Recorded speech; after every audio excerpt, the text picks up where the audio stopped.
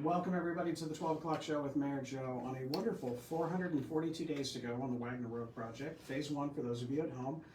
Joining me today is on it. I mean, do you really need me to announce? I mean, we have royalty here. How are you? I'm good. How are you? Doing well. Thanks for coming in today. I know we have one royal on way. They're being escorted down as we speak. I assume probably by horse-drawn carriage.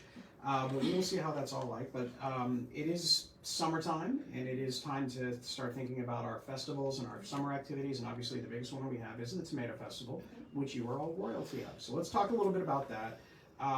The first question is, what's the actual process like? Were you guys like fighting behind the scenes, cat fight, pulling hair, all of that? Yeah, they actually the swords. There we go.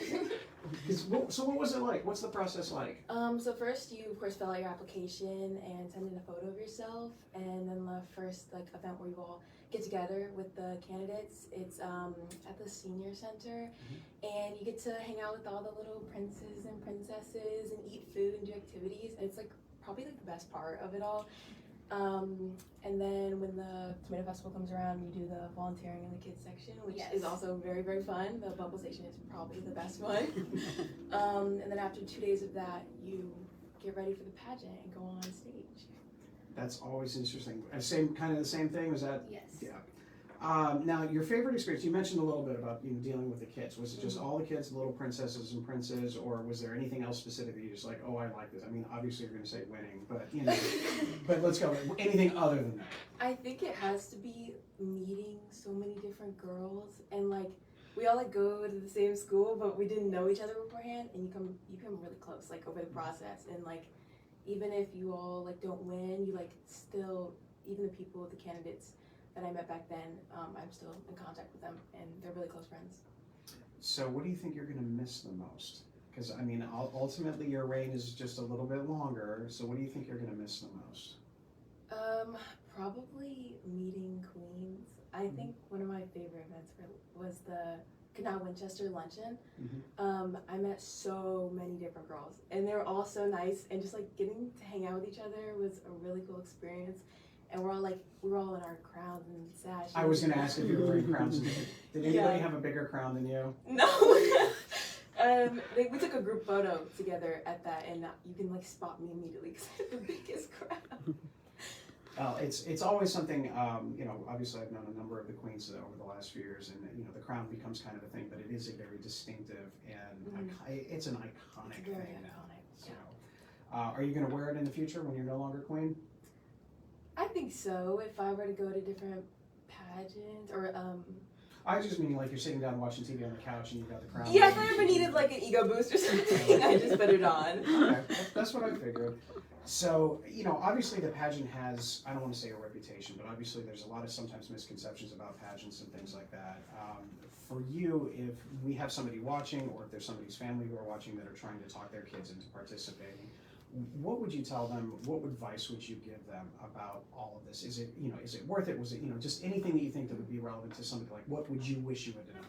I think it's really worth it. It was a lot more than I expected initially, and I think that makes it even better, and it especially boosts confidence, like she said, and it's just an overall fun experience. You get to meet so many new people, and I don't know, I feel like it's a nice little sisterhood between us, and I love it.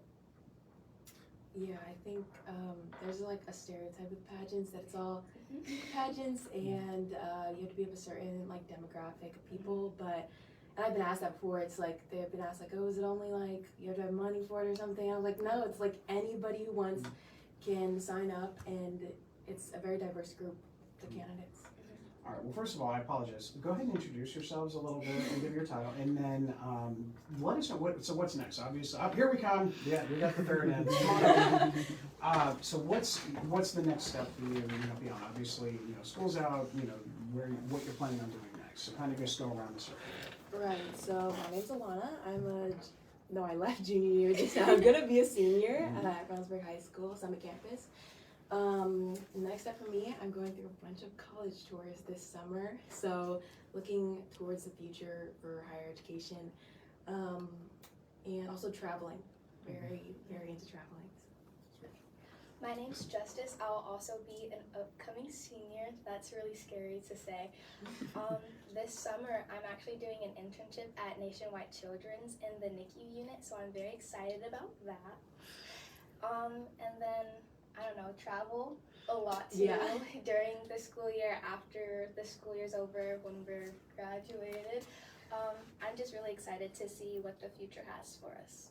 And welcome. We said that you were being brought in by horse-drawn carriage, and that's what was taking a little longer. So go ahead and introduce yourself.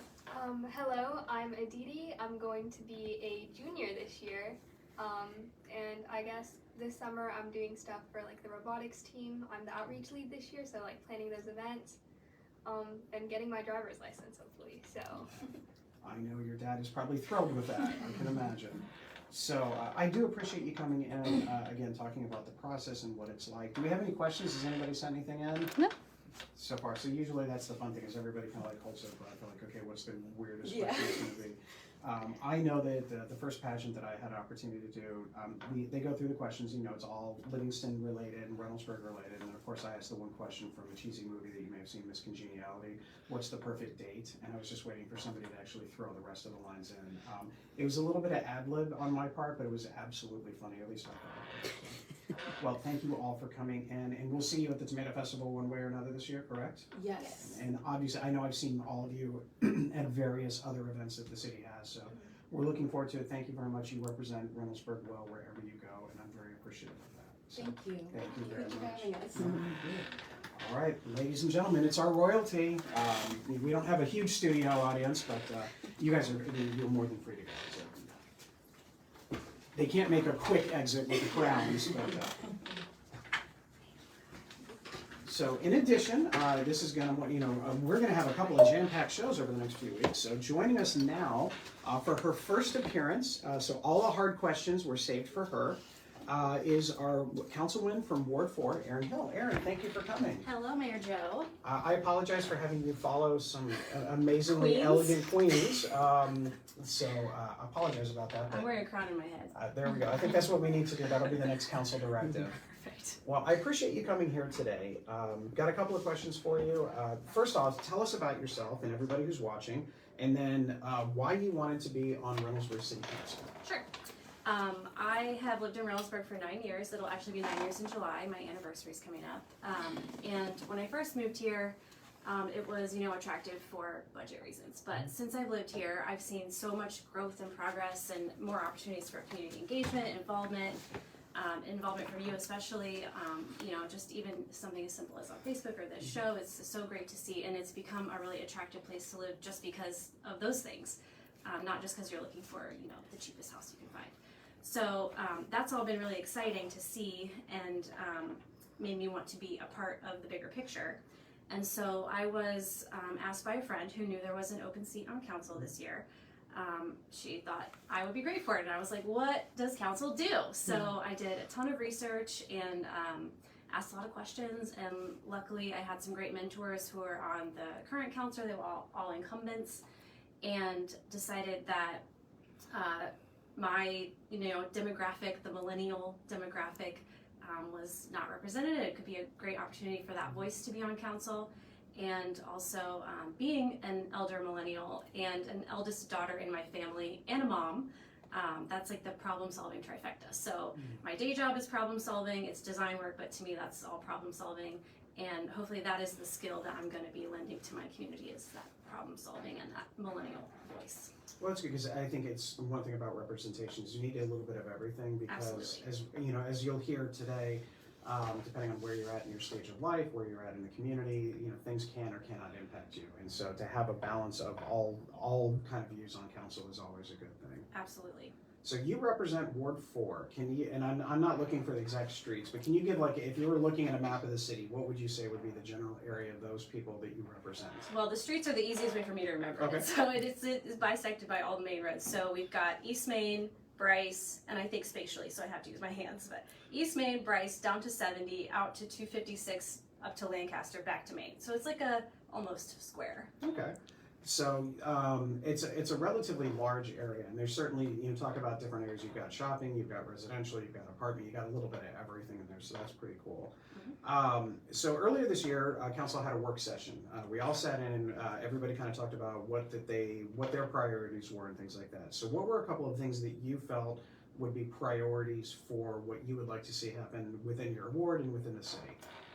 That was a great session, and that was so exciting to see everything that everybody was kind of aligned on, and then what everybody kind of separately had goals for. But my big things were sustainability measures. One of my stretch goals for being on city council is to get citywide composting. We've talked about that. Whether that's a drop-off location or actual curb collection, something like that.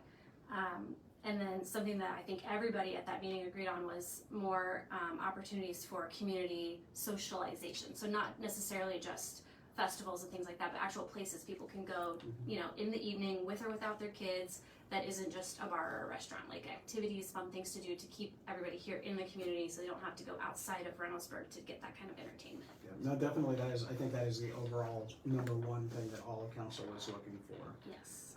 So if somebody has a concern, a question, their street light is out and they want to talk to you, what's the best way to get in touch with you? Email is the best way.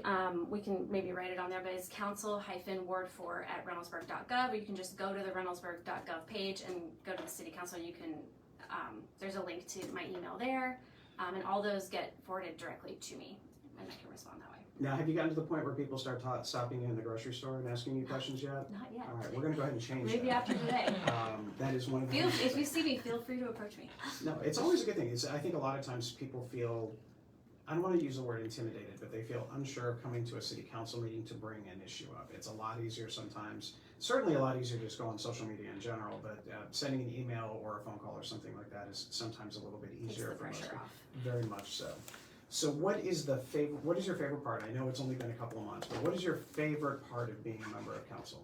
Well, I love learning and being challenged, so it's definitely been a great learning experience, and I'm only going to continue to learn and grow. And I have, as I mentioned, so many great mentors that are currently on council. I'm the only newbie, and so I think like what's been exciting is I was so intimidated when I first started in January, just thinking like I'm not going to know what to ask or even where to start. But I think that's actually, I've kind of shifted into thinking that's kind of a value add, because you want someone in there who doesn't really know anything, so they're asking the right questions that the same average person in the community is going to be asking or going to want to know.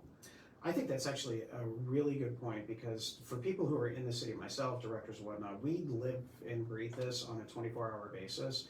And so for us, we know all the ins and outs and how it is. But when we come to council, with whether we're authorizing, let's say, a road project or the service building that's come up or whatever the case may be, it's always good for you to ask those questions, because a lot of times, even if you already know the answer, just so that way we can help kind of communicate that to the residents. Because the residents, I kind of look at it as, it's not necessarily their job to know every single detail of every single thing that we're doing, but they should be able to ask for those questions, so if they want to know, they can. So I appreciate you being a conduit for that. Now, this is the most dreaded time. Do we have any questions so far? No. All right, so I'd love for you to stick around, because we've got some big things coming out today, and it's going to be a lot of fun. But we always start off with talking about some things going on in our schools.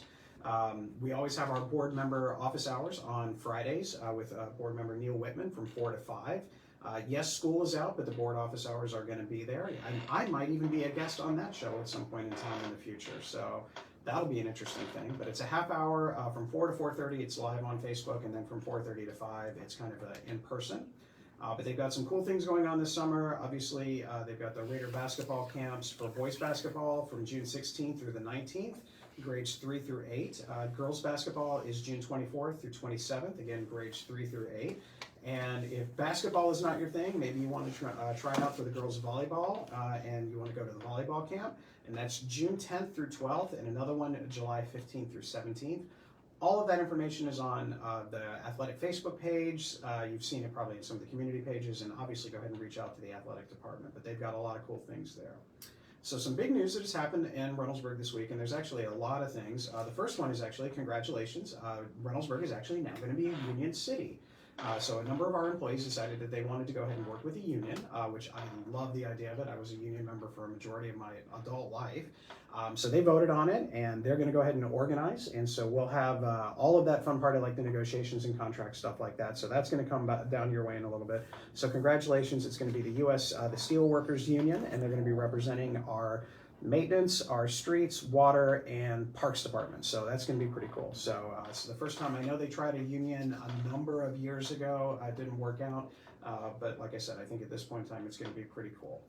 Now, the other thing that came up over social media, two big things, and they're kind of not related directly, but it's kind of like the yin and yang of things. I don't know if you saw on social media, there was a post about a community pool and the YMCA with their restrictions on hours and spacing and things like that. So the conversation came up, and so I just kind of wanted to reset everybody to remember, let's take ourselves back to about, let's say, 10 years ago. So about 10 years ago, you probably saw me and my kids when I was there at the pool across the way where the YMCA is there. And it was a pool, it was the community pool. It wasn't a city pool, it was just a privately owned pool that was relatively inexpensive for families to go to and things like that. But as the years went by and some of the upkeep was more difficult because keeping the pool together is not the easiest thing in the world, they decided that they were going to go ahead and when Mr. Barney passed away that the land was going to actually sell, because Mr. Barney operated the pool but he actually didn't own the land. So the land was going to be sold. The city decided to go ahead and purchase it at that point in time, and that's how we got to the YMCA. Can't really speak about the process by how the YMCA got to be the exact configuration that it did. That was for people that was before my time, but that always comes back to the question of, okay, does Reynoldsburg actually want a community pool? And that was one of the things I know you kind of like what you mentioned even earlier about somewhere where people can go that isn't a bar or a restaurant. And so the question is, can Reynoldsburg have a community pool? As I've been told, cities can do pretty much anything that they want to if they have enough resources and funding. So a community pool for the city of Reynoldsburg would look like something like this. We'd have to identify a location. Two, we would have to ask council for permission to put some sort of a budgetary aspect on a levy, because the city could not afford to purchase land and build and maintain a facility with current funding. We just couldn't do it. So it'd have to be something else like that. And so that's a question that kind of goes out to the community. I mean, I know that there's a lot of social media commentary on it, but for the most part, nobody's called and again, maybe you get your own letters and emails as opposed to me. I haven't gotten anything where it says, let's investigate this, or let's really dig deep into it. So that is something that I kind of asked, does the community actually, and again, I'm not saying that they don't want, I'm sure everybody wants a community pool, but is the community ready to do what it takes to actually get a pool that is on par with some of the ones that were talked about, whether there are a couple of the community pools that they have in Pickerington. Obviously the big ones are the Heath pool and then the one in Westerville, which is an entirely other different type of thing. I'm never opposed to any ideas like that, but the question is, what does the community want and what is the community willing to put in for it? Because it would be an expense to the city. So I look to you to kind of provide some guidance and information so council can make an informed decision, so we can make an informed decision. And we can't just wake up today and say, hey, I'm going to build a pool. It is much, much, much more complicated than that. So I look for your feedback on that one. I'm looking forward to hearing what it is. But believe me, I read all the comments and I get it. Like I said, I remember there were times where my kids would get out of school and my wife and I would be done for school at 3 o'clock in the afternoon, and then we'd head to the pool right after dinner or right before dinner and be there for a couple of hours and things like that. So I look forward to hearing that one. But then you contrast that with the other issue, and I don't know if you saw this. On Monday there was a protest movement at the Reynoldsburg Estate Mobile Home Park. I don't know if you saw any of that at all. There's an ABC, just shout out to ABC, they came out and covered it and then they came and talked to me about it. So the Reynoldsburg Estates is a mobile home community that is just down the road from here, and their residents were notified on, I would assume probably late last week, Thursday, Friday, that they were going to experience a significant increase in their rent. And for those of you that don't know how the mobile home world works, mobile home, you own the home itself, but you rent the land that the mobile home is on. In most of those cases, those are on month-to-month leases. Some of them are longer, but in most cases it's a month-to-month. But the rent rate is going up around $150 a month, give or take a couple of bucks here and there. And so they were just notified. So they actually organized a protest because a lot of people who live in that community are on fixed incomes. They're retirees. This one sweet woman that was on the ABC piece is 99 years old, and she makes $1,200 a month in Social Security. And this is a significant increase where over half of her dollars would actually be going towards just maintaining her property. So our social workers are going to go out over the next couple of days and try and work with some of the residents to find alternative solutions. The state of Ohio has prevented cities from enacting any kind of rent control or rent restrictions on increases. We don't have that opportunity. So there's nothing we can do about that. But there are other options that are out there. There are some Franklin County agencies that our social workers are aware of that maybe they can find alternative paths. Maybe nothing can be done about the rent per se, but maybe if there are other options to reduce costs in other parts of their life, that'll be something there. But all of it comes back to, again, kind of the direction of what the community would like. You know, what kind of community do we want to be in? Do we want to be a community that has a community pool? Do we want to be a community that helps support those people that are in, that have lived a great life and they've done a great thing and they don't need to be working? I can guarantee you this 99-year-old woman does not, you can't tell her to go get a job at Walmart as a greeter. That's just, no, she's earned to do whatever it is that she wants, whatever it is that she wants. So we will continue to work on those things. So I'll have some more news on that in just a minute. But it was just kind of an interesting kind of a combination of talking about wanting a pool and the necessities and what that would cost versus, again, this other people who literally may at some point in time be homeless or without housing because of these decisions. As far as other issues, we have roads updates. I know you don't live by Wagner Road, but have you heard there's construction on Wagner Road? I've heard a little bit about that. There's been a little bit about that. So just kind of the update, again, we're about the 440-day mark. So I drove it a little while ago. They're working on the water line in one section of it right now, extending the water line. So they are really right around in between towards the end of the Wagner home townhomes that are being built and Messiah Church. There's a little bit of construction on the other side for crossover and things like that. A little bit further down the road in an area where they call it culvert, which is kind of basically the bridge over a creek area. They're working on that one as they're getting ready to prep to kind of correct that. So that's another thing that's going on. Columbia Gas is being given the great seal of approval from whoever it is that gives them the seal of approval. And so we are hoping that they will be out there next week. AEP is also going to be out there, so you'll start seeing the relocation of those power lines and things like that. So they have to coordinate. So AEP, what they'll probably do is they're going to go in and they're going to put in the new poles first, and then they'll go ahead and take down, put up power lines, then they'll do the transfer of the power lines, and then they'll do the other stuff, which is the AT&T and the Horizon, Sprint and Verizon and all of that. They'll move those over, and then the old poles will come out. So that'll be done over the summer. So there's going to be a lot of activity there in the next, obviously in the next couple of years. Do we have any questions? I see a couple of comments. We have two questions right now. First one is, can you talk about any plans to repave Ricky Alley and Apple Alley? Yes, Ricky Alley and Appy Alley are on, not this year's, but they are planned on for budgeting for next year's purposes. So there's a number of alleys that are on for this year that'll be, and again, I'm not going to get them. It's Hickory, Ivy, and a couple of other ones over in the French Run area, but those other ones are going to be on the list for the following year, because we're going to try and hit those as well as Broad Alley as well. And this next question says, why did the contractor pull out of the old Kmart site?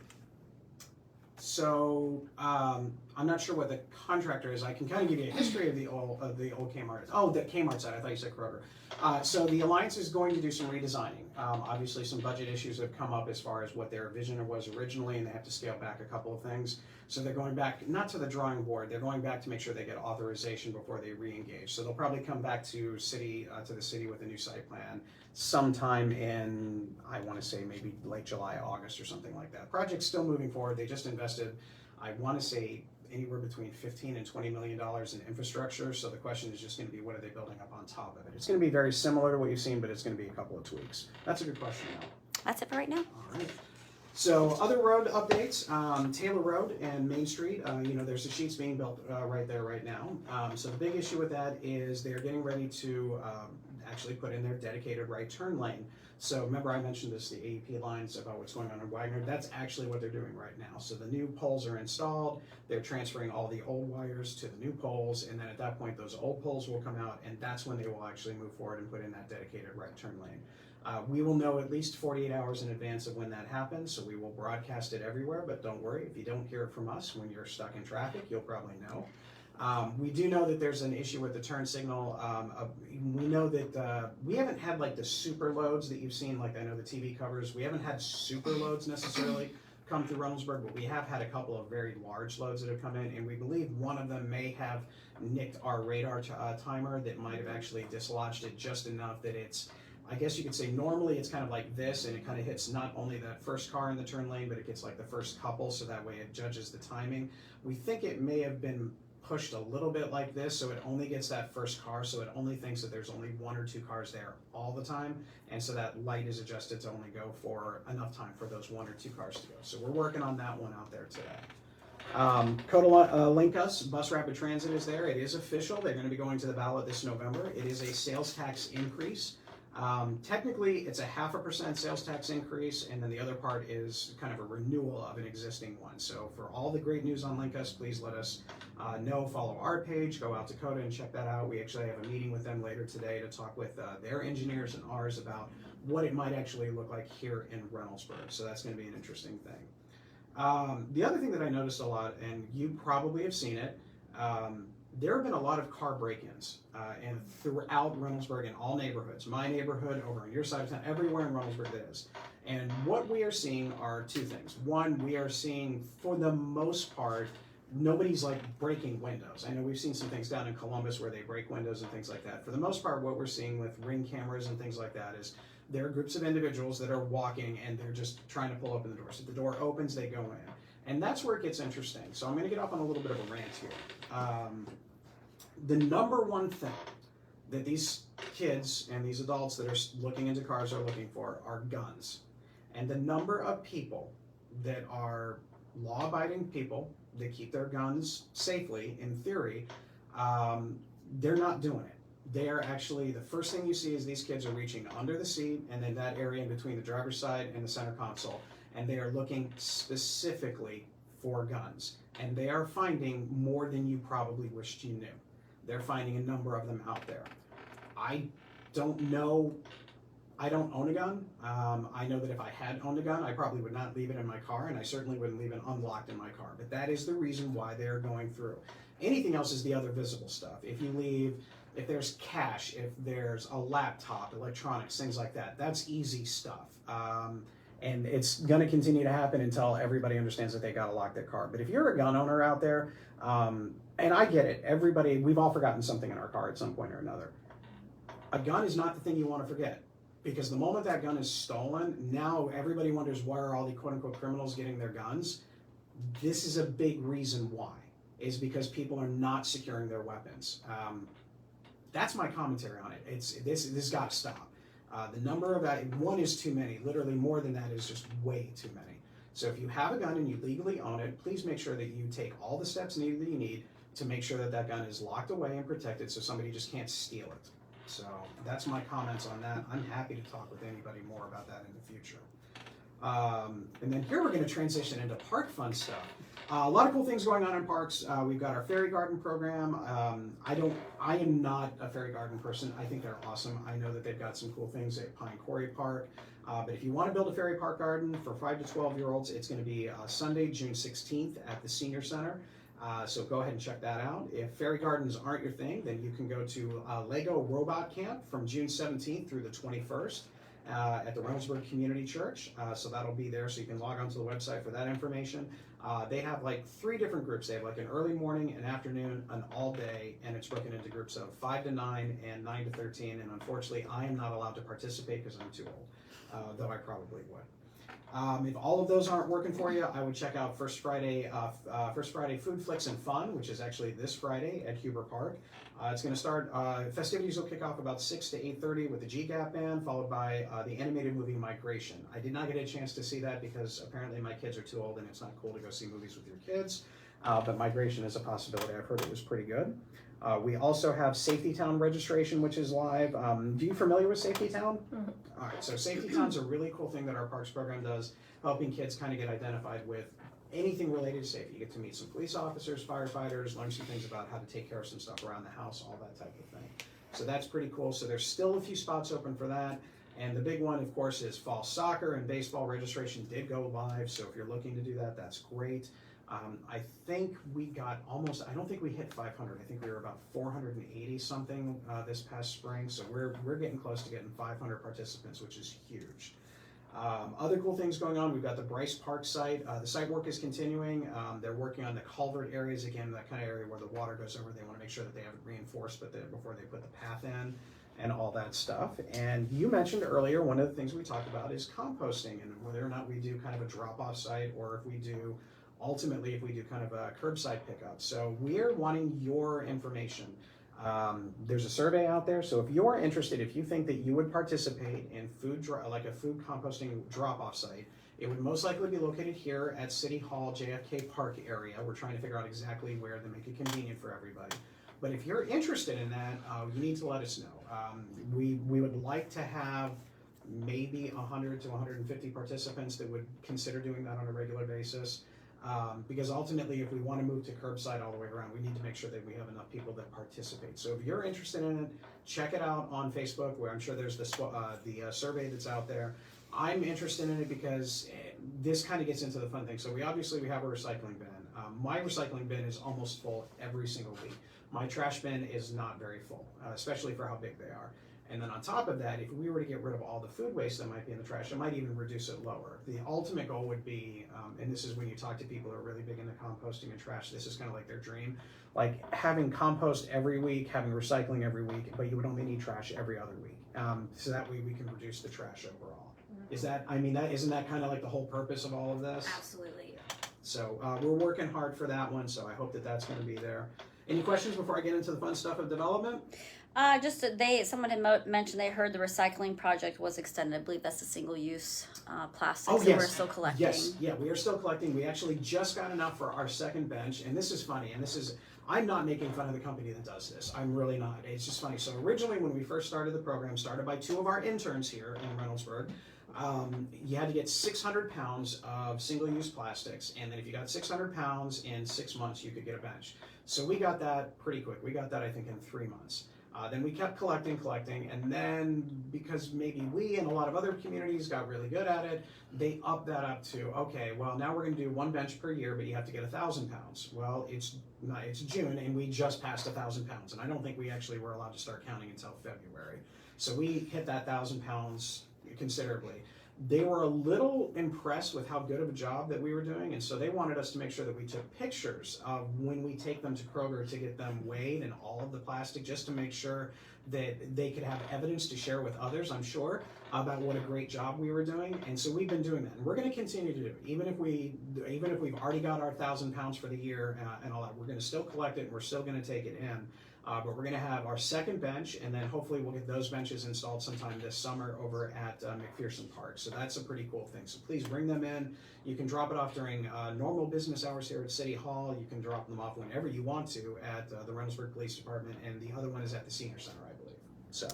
And then, can the city work with SWACO to add more dumpster collection sites for those of us without curbside recycling? Yes, we are working on that. Actually, they have a couple of programs specifically to address some of the multifamily units that don't have it and things like that. So we are working to try and do it. We're hoping that the property managers at a couple of these places would work. If not, we're going to try and kind of combine where we have like our compost drop off, but then also recycling drop off as well. That's it for right now. All right.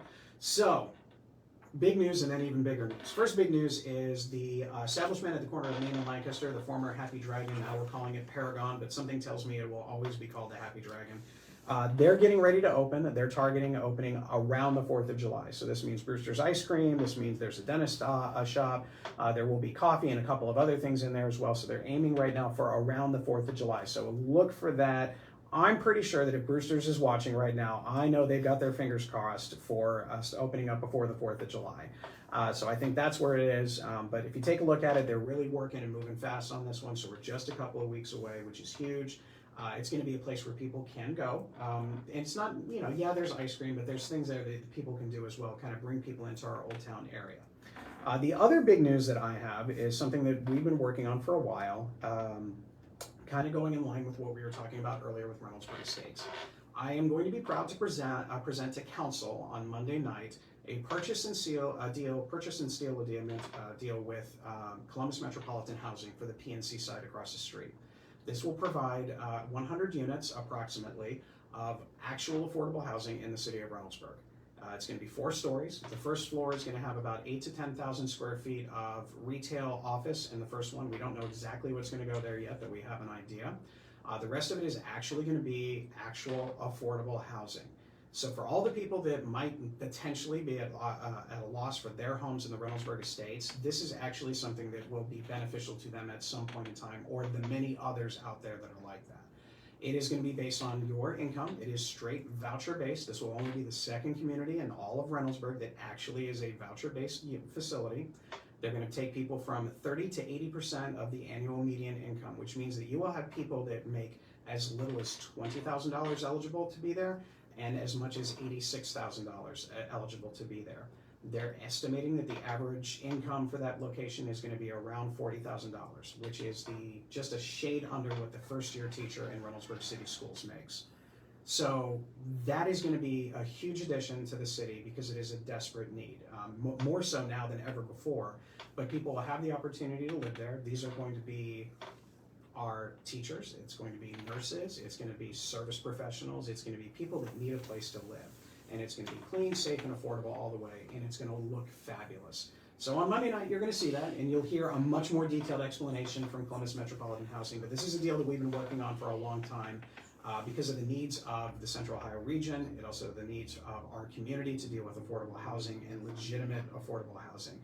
So I'm looking forward to the commentary on this one. I have been a big believer in it, but the reality is if you're looking at rent in a market rate economy for a 2-bedroom apartment at being $1,600 to $1,700 in the city of Reynoldsburg, if you're looking at a 3-bedroom townhome, which is right by where I live, with the rent being $2,200 a month, that is not affordable housing, and so this little section of it is going to be a good thing for those residents that'll be there. It's going to be around, and again, this will fluctuate. It's going to be the targeting about 60 1-bedroom apartments and 40 2-bedroom apartments. So this is not going to be something that is going to overburden our schools. This is going to be a place where people can come, and if sometimes some of them have kids, then they will go to Reynoldsburg City Schools, and Reynoldsburg City Schools will welcome them just like they welcome every child, because every child and every person deserves a safe place to live. So I'm going to be really proud to see that. Obviously, this is the first step, and we're really the 8th step after going through everything, but this is the first major step of a long process to make sure that they get everything they need to secure funding, that everything's done, and then we'll have a groundbreaking sometime, hopefully early next year as we kind of get to that next construction season. So I'm really thrilled about that. It's going to be a good thing for the city, and I hope council approves. So I'm looking forward to seeing it. it's going to be good. On top of that, around the same thing, in this area will actually be included, is a Dora. This is basically a place where you can drink outside. This area, you might have seen, I know Vic's is going to participate in it, Eastside Brewery. I know the whatever location, whatever happens at the corner of Main and Lancaster will be there, Prost will be there, and whatever takes the place of Old 4th and Goal. We will have our own Dora area. We are currently designing our Dora cups, so you'll have them. So it'll work like any other community has a Dora. Obviously, it's going to be primarily for those big event weekends and things like that, but there's going to be a lot of fun stuff that we can do with it. And just opens it up so you can have a walk and enjoy a beverage at Eastside, and then you can go over to Vic's and have a beverage there while you're enjoying a pizza, and so on and so forth. So those are cool things that we've got going on. And the next one is always a fun question. It's about zoning. You talk about learning things. So when I first got here, I had a very vague understanding of what zoning was. Now I have an overwhelming abundance of information that is almost useless in any other capacity. Zoning is basically designed where everything in the city has its own zoning areas. So if people want to come in and they want to build something, whatever that something is, they pretty much know that they can build this in that area and this thing in another area. So one of the things that's already zoned for, like I said, is the PNC site. That's actually already built and designed for housing. Another area would be the area over by 256. This is the former Babies R Us building. I like to refer to it as the Spirit Halloween store, but apparently it will not be the Spirit Halloween store this time. It's going to be a store called Bob's Furniture. So they're getting all of their design work and all of that stuff done. And a lot of people asked on social media when I said it's going to be a furniture store, they asked, well, why do we need another furniture store? I'm like, that's not something that we have in control. If the area is zoned for a specific business, then if a business wants to do that, that's what they can do. And then at that point, it becomes, a great example of market capitalism. If they offer a better product at a better price and have better service, then they will survive where other furniture stores don't. Like one perfect example is this. If you've ever been to Raider Nutrition, which I've not been there in a long enough time, I need to get back there. But if you've ever been to Raider Nutrition, they do those power like protein shakes and things like that. There was another establishment that opened almost at the exact same time, and it was under the same circumstances. They actually had the worst luck in the world. They both opened like 3 weeks before COVID. One of them made it, one of them did not. So ultimately what's going to happen is who has that combination of price, service, and location to survive.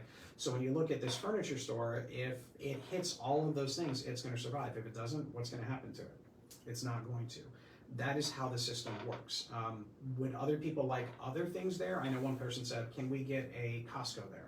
Well, the same people that own that property also own the Sam's Club across the street, so I'm pretty sure that they don't want to allow that kind of a competitive nature there. Same thing with Trader Joe's. The building itself actually was kind of unique because it was designed for, you would have been here around, if you were here for 9 years, you probably were there just towards the end before that closed down from the Babies R Us. Maybe give or take a little bit. Yeah. The building was built exactly for what Babies R Us did, but unfortunately it's kind of like the Three Bears and the Goldilocks story. It's not big enough for a Trader Joe's type of facility, but it's too big for like a lot of small market things.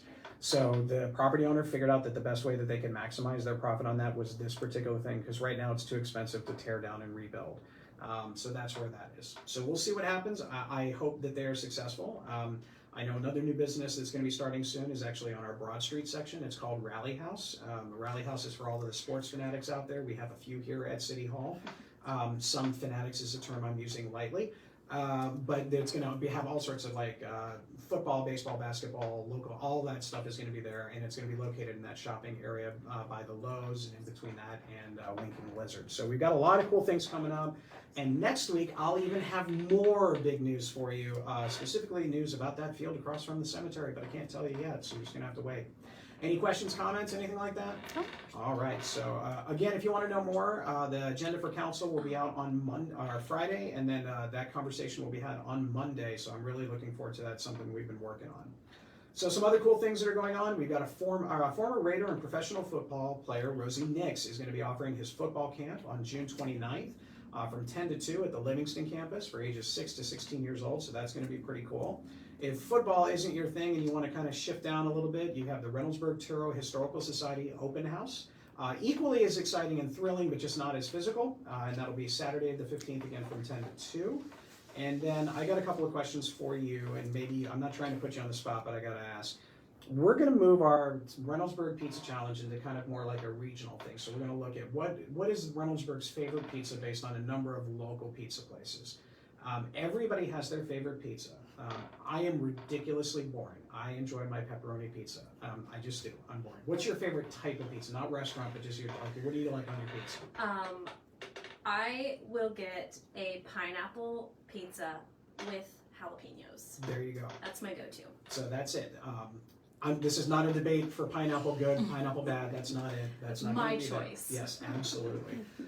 But we're looking for some things. I know we asked a little while ago, what pizza places would you like to be there? Obviously, we know we're going to try and get Tyler's Pizza and Vic's. But if there's any other ones out there that we want to do, please let us know. Put it in the chat. We'll follow up with them and ask them to participate. Because at the Tomato Festival, during one of those times, we're going to also be enjoying some great musical acts. We've got some great acts on Thursday, Friday, and Saturday. But we also have a reserved seating option. So this area is kind of up by the Senior Center. These are areas where if you want to, you can reserve your seating ahead of time.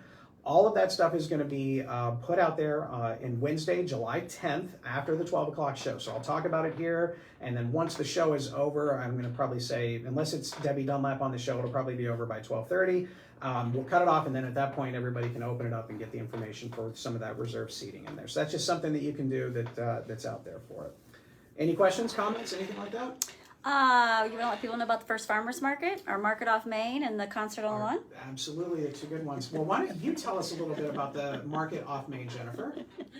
Well, we have the first Market Off Main, which is formerly known as the Reynoldsburg Farmers Market. That's going to be tomorrow night from 4 to 7.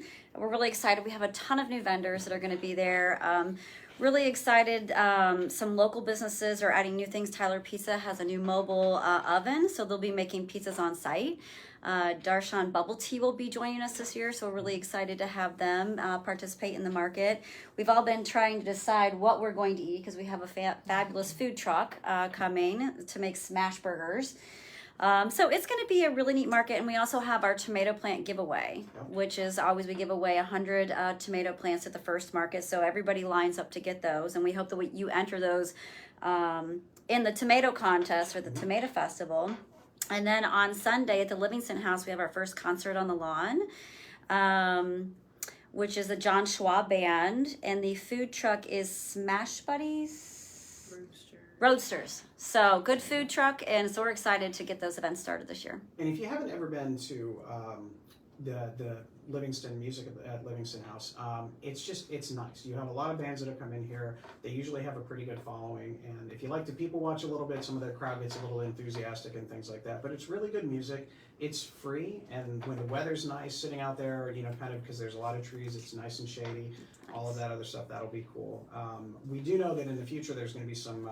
We're going to be replacing the playground equipment there, so it'll be all new playground equipment by the end of the summer. But so you may see some of that stuff there as well. But a lot of cool things coming up, and then we have more events. This is the time of year where Jennifer, her head kind of explodes a little bit because there's a lot of things. So obviously, we have the first market on Main. We have the Livingston House concert this weekend, and then in 2 weeks we have Juneteenth, and then we have Pride, and then Jennifer takes a deep breath, and then we go into the 4th of July, and so on and so forth. So next week, to talk more about some of those events, is President Meredith Lawson Rowe, President of Council Meredith Lawson Rowe, as well as somebody from Rainbow Reynoldsburg, and we'll be talking about Juneteenth and the Pride Festival. So we've got a lot of cool things going on.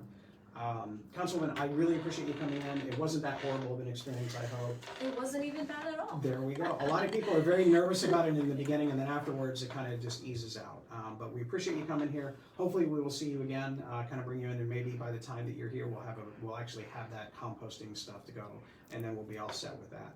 Everybody else, stay safe, stay respectful, and as always, please put your shopping carts away, unless, and I have to put this in there because somebody did correct me, there are circumstances where you can't put your shopping carts away, but if you can, put them away. It works out real well. Thanks, everybody. We'll see you next week.